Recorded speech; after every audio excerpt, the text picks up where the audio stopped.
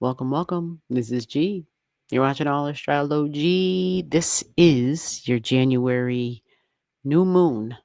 This is another one you're not going to want to miss. So there it is, January 18th. New moon, January 18th. New moon at 1:51 p.m. Central Standard Time. That's where I live. Adjust for the time zone that you live in. Because it's a new moon, we pay attention to the times. It's a time of creating, kind of like the law of attraction, time to manifest. So you pay attention to the degrees of where the new moon begins, and then you know what placement, what spot, one house in your chart where you're having a new beginning. So we got to find out what this new moon's about. As you can see, we've got the sun and the moon, and then we have Saturn right there. So we got a new moon in Capricorn, and there it is at 28 degrees. Sun and moon at 28, new beginning point. This is pretty loaded. This is a huge stellium. The month of January, just been very serious energy, a very, very serious refocusing, restructuring energy going on, backed by a lot of money. This is business and government. Yeah, corporations, big time. All this Capricorn stuff. This is CEO energy, boss energy. It's a moon degree, emotions and the public, a person of the people. And it's Saturn. Yeah. So this could be a boss for sure. And having Mars and Mercury there, there's definitely some actions being taken. Mars is does really well in Cappi. It's exalted here. It does phenomenal. It's disciplined. It's structured. It's not running willy-nilly. It doesn't have a short temper. It's not impatient. It knows that it's waiting for orders, and it executes them. This is a Mars who understands the mission.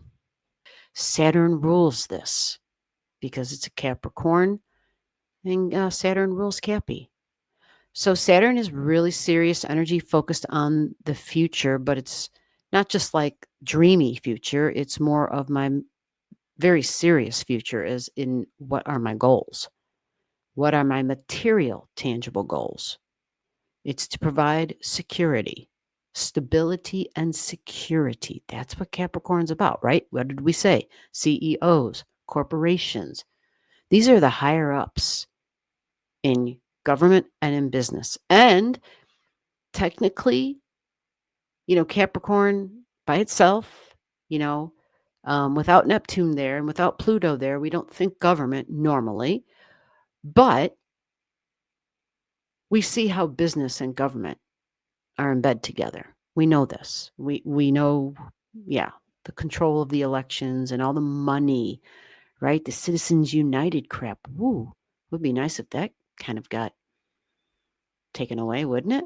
This is action being taken, and this is definitely a new beginning. The public is involved, the emotions of the public's sentiment, but it's also stability. And it's not just material, tangible stability, but emotional stability. How am I going to pay my rent? Do I have a place to live? Do I have food on the table? Do I have a job? Do I have clothing? Can I take care of myself, right?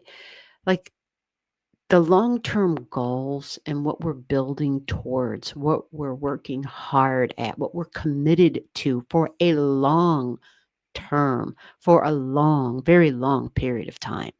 It's about building energy. It's very structured, very organized. It's material and tangible. I don't want to say building walls, but that's kind of similar, where it can put up like these borders. It can put up physical stop signs, but really more of like just you got to put up the frame. And Saturn is really good when it comes to that because when we think about Saturn and our body, it's the skeletal system in the body. It's the framework for the physical body. It's the hard parts of the body, the teeth, the skull, the knees, the bones. Right. So when you look at something and you're thinking, what are the bones of that thing? That's kind of a Saturn term. So reordering, restructuring, reorganizing, and it's serious energy with serious money behind it. That's what's going on here. And this is your new moon. So with this new beginning, this new moon requires us to go and find Saturn in the chart. It's still in Pisces. It's at 27 degrees. So this is networking and talking and news. What are we learning? It's in Pisces. So we're thinking members of Congress, public figures, all the politicians. We think of people who are like the influencers, even, right? Because we're connecting money to this. We're connecting the words and speech and online and social media. We're connecting all that with this 27 degrees. We think Gemini. We think the kind of engagement and learning and spitting back out and sharing of information about who? Well, backroom deals, right? Because it's Pisces. What was said behind closed doors, what was done behind closed doors, what was done, you know, when the sun was down type of stuff. Yeah, what are we learning? Because, well, we're going to be hearing about it.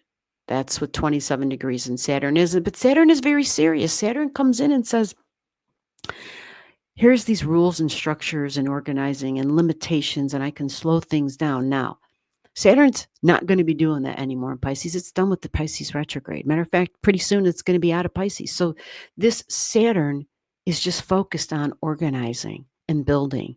And it is government. It is the departments within the government. It is the head honchos. It is, and when I say head honchos, again, all the talking, all the faces you see with the microphones, whether they're the head of the House, head of the Senate, people who have positions where, yeah, we hear from them on a regular.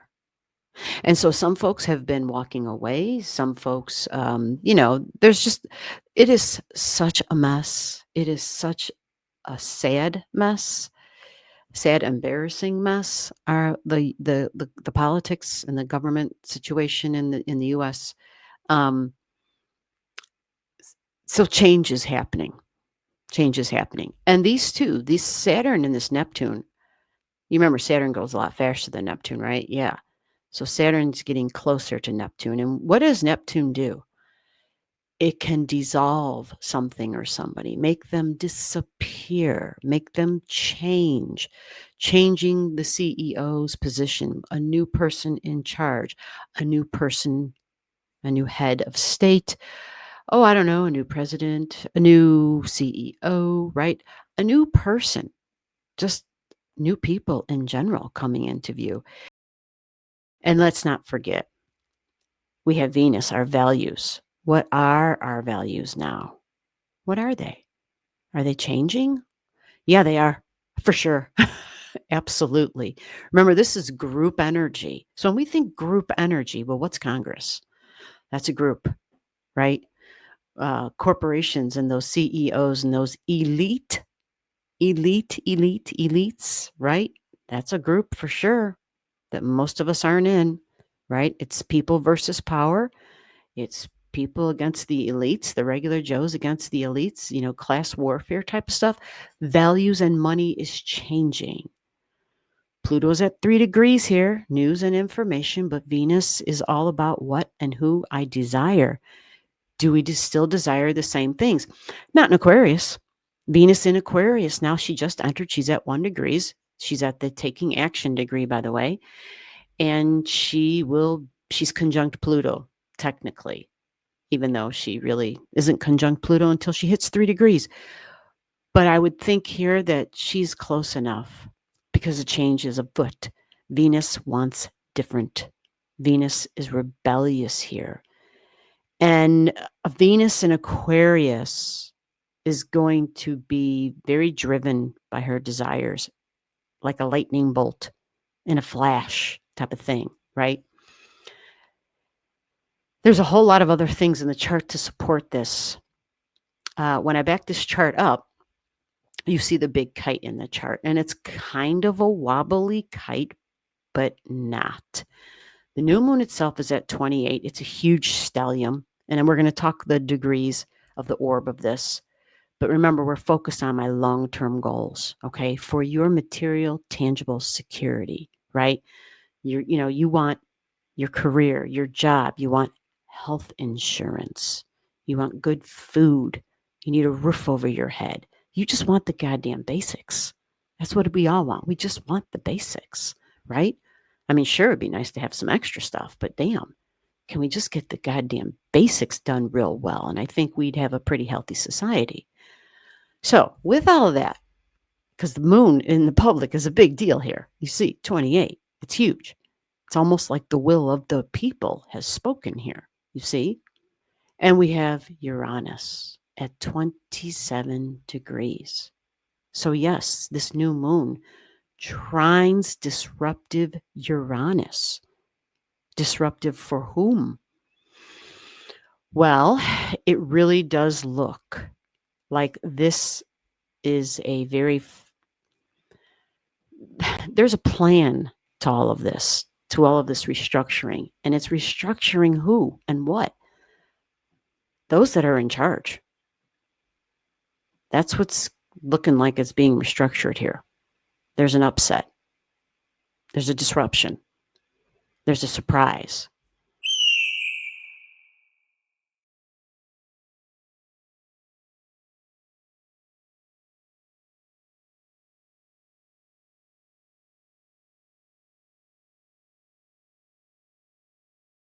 Hopefully, people get their health care.